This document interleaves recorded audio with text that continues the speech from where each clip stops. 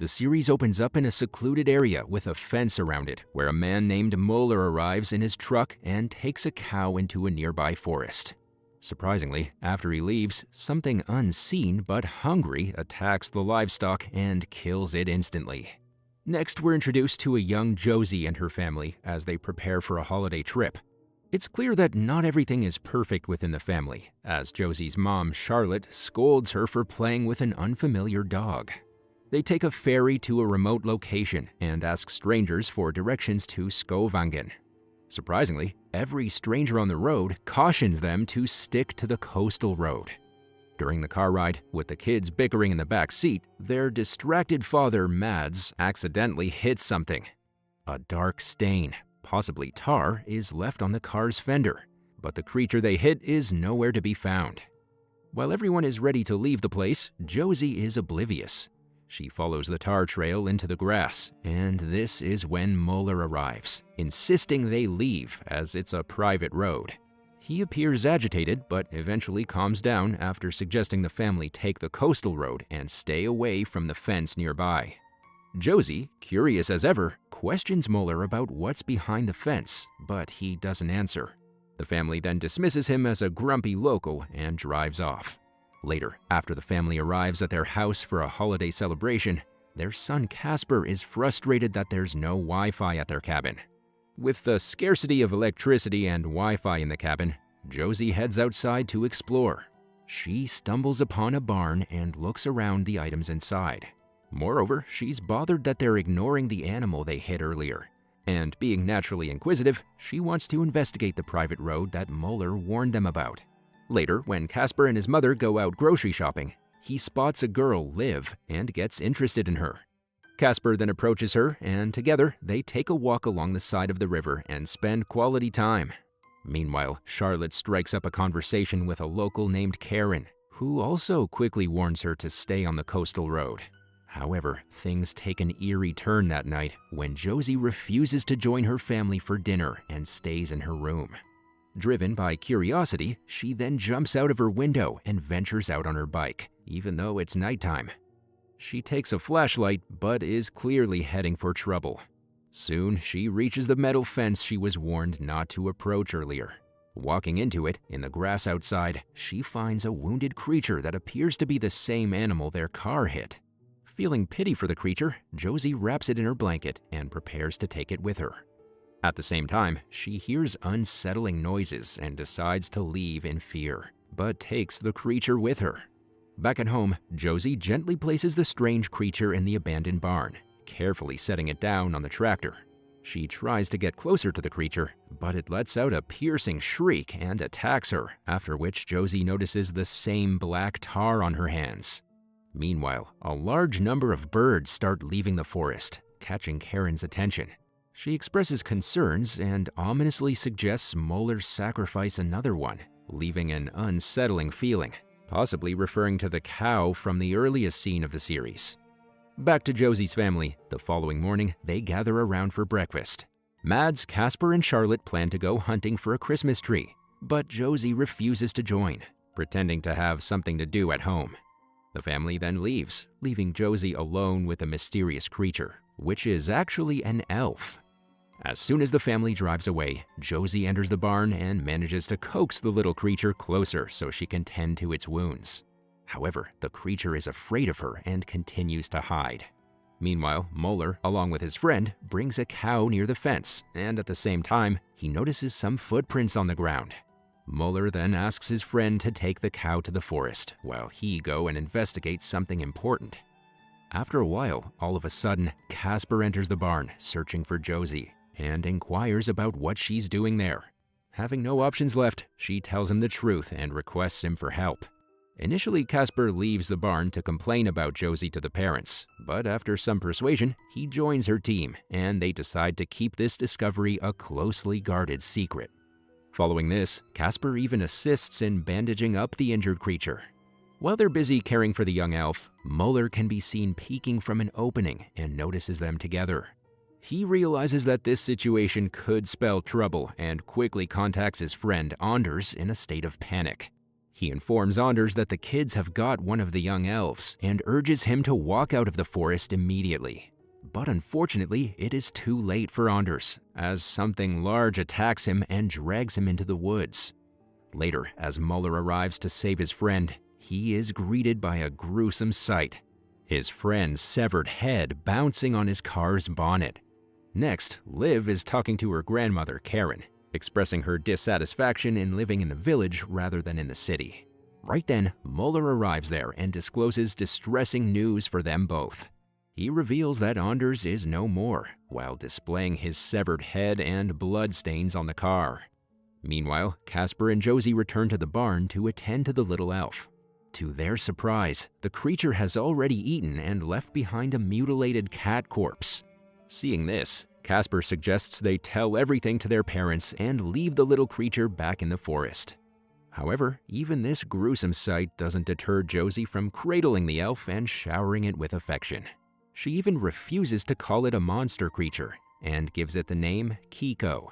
After a service for Anders, Karen assures the villagers that the incident will not repeat again and requests all of them to cooperate.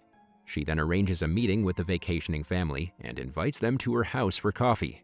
Charlotte eagerly agrees, seeing it as an opportunity to interact with the locals, while Josie just wants to stay home with Kiko. However, Charlotte does not listen to her daughter and takes her to the meeting. During their meeting at Karen's house, Josie inquires about the fenced-off forest, and Karen explains that the woods were closed off due to a terrible accident at the sawmill that led to chemical contamination of the land. She also mentions that they decided to fence it off to prevent visitors from entering. After a while, Josie excuses herself to use the bathroom and stumbles upon strange skulls, pieces of wood, and a radio in one of the rooms upstairs. She hides as Karen arrives and calls Muller to discuss the search of the barn, who seems to have found nothing. Hearing this, Josie gets afraid and leaves the gathering, rushing back up the coast to the barn.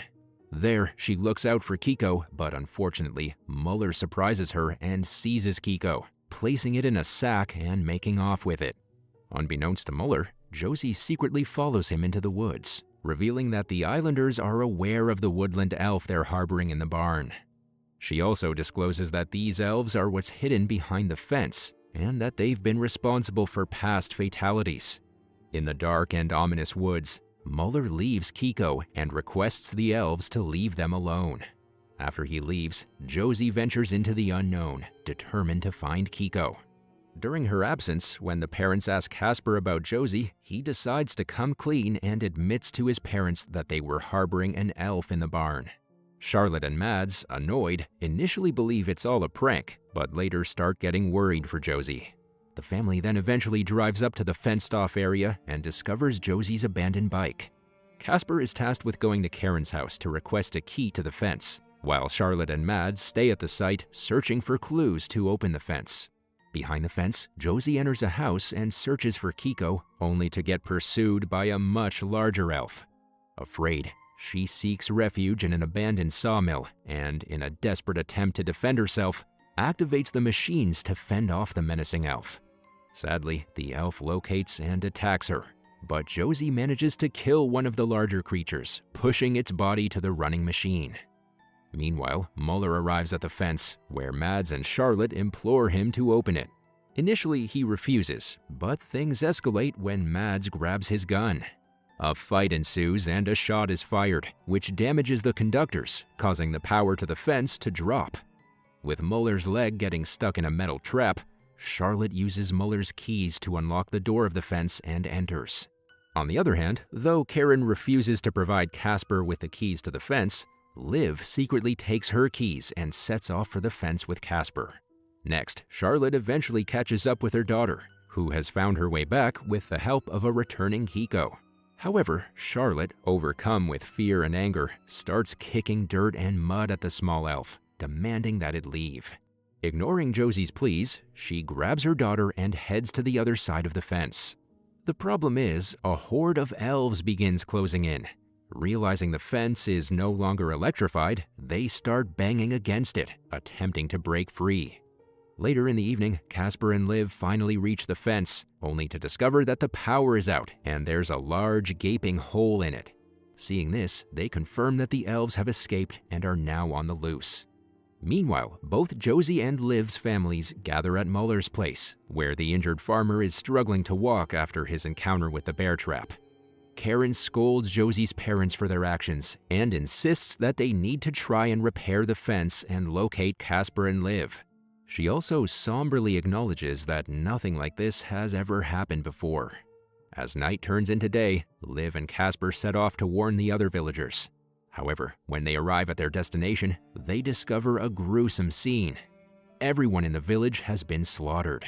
It turns out that the elves have always inhabited this island, and the fence was erected to separate them from the humans who settled there.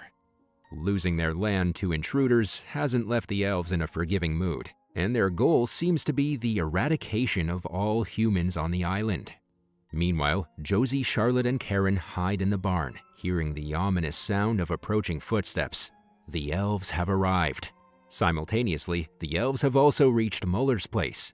Muller finds himself stalked by one of the elves in his pantry and tries to grab an axe, but it's too late. Another menacing elf grabs him and brutally attacks him. Realizing that Muller is in grave danger, Mads hastily leaves in his car, accidentally dropping the radio on the floor in the process. On the other hand, Karen saves Josie from one of the elves, but when she learns about the little girl's actions, including taking care of the young elf and killing one of the elves at the sawmill, she decides to take matters into her own hands. She then approaches Josie and assures her that she's the only one who can save them from the impending danger. The latter also believes in her words and gets ready to go to the forest with Karen. Karen separates Josie from Charlotte and promises to fix everything. However, on the way, she resorts to using chloroform to subdue Josie and leave her in the middle of the forest with her hands tied. After a while, when Josie wakes up, she finds herself in the woods, and Karen stands ominously over her. It becomes clear that Josie's being used as a sacrificial offering to restore balance, according to Karen. She then leaves the little girl to her grim fate and walks away. Meanwhile, a blood-stained Muller emerges from his house, still alive and determined to help the family rescue Josie. He knows where Karen has taken her, as he had previously sacrificed a cow at that location, and rushes to assist the family in their mission to bring back their daughter. Eventually, the family, including Muller and Liv, locate Josie and Kiko, who is helping her with the chains. The parents are happy to get their daughter back, but at the same time, Karen emerges from the shadows, pointing a gun at the family. In a surprise turn of events, Kiko attacks Karen, causing her to lose control of her weapon. Following this, a monstrous elf appears and brutally attacks Karen, leading to her demise. Josie's family and the rest seizes the opportunity to escape. During this time, Josie attempts to convince Kiko to join them, but fails. As they flee through the woods, they encounter another elf, but manage to evade it. Soon, the group reaches the gates, the generator starts up again, and Muller hastily locks the fence. However, Josie is torn between relief at reuniting with her family and sadness at leaving Kiko behind. With the immediate threat averted and the fence repaired, Josie and her family get ready to make their way back to the mainland. While they're leaving, Casper requests Liv to join them. Initially, Liv refuses, but when Muller suggests she go with them, she agrees. The series ends with the family leaving, and unbeknownst to them, Kiko is hiding under their car.